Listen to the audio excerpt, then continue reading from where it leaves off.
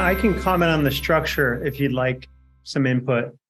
If with Annie involved, I know it was done well. So, and I mean that sincerely. Now, just looking at the structure, it's actually similar design to Conscious Capital. However, there's something that our lawyers put in place is what we call a corporate breaker, and it serves two functions. One is that, I mean, at least for all of the funds and SPVs that we set up to make investments in companies, the partners have agreed of those vehicles to direct 10% of the profits back to the public benefit corporation that we have, which has 501c3 status and also consultative status with the UN ECOSOC, incidentally.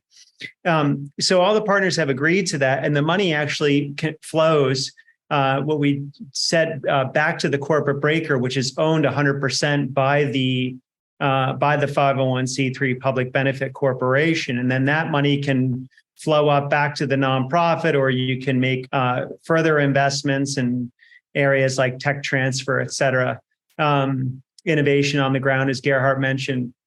There's also another function of it, which is that you can prevent the 501c3 from being jeopardized because it could result in an unusual business activity if money is flowing back, assuming if you want money to flow back to the 501c3. So if you insert a corporate breaker, then the 501c3 is actually owning a vehicle which is getting a return, even though it has been designed for philanthropic purposes.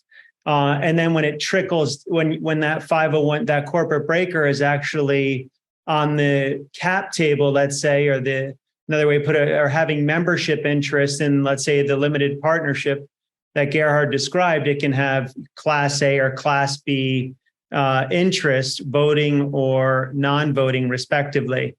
And then, so it's just another thing to consider if that's something, if it's of interest to the donors. I don't want to disrupt I just want to mention some of these things because sometimes designs are put in place and then after the fact, you might realize that you could be jeopardizing, let's say, the tax status of your vehicle, and then you got a real problem.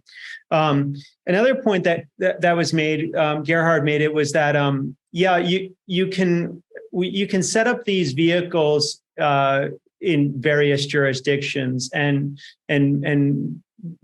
depending upon there's various reasons to doing that. As I think that's what he said, and we have partners on the ground in that do this in Luxembourg and Liechtenstein and Singapore and the U.S. I don't want to again complicate things, but ultimately, for whomever is deciding where this is going to be set up, I'm sure they know how long things take and the time to get these structures set up and the cost of doing so.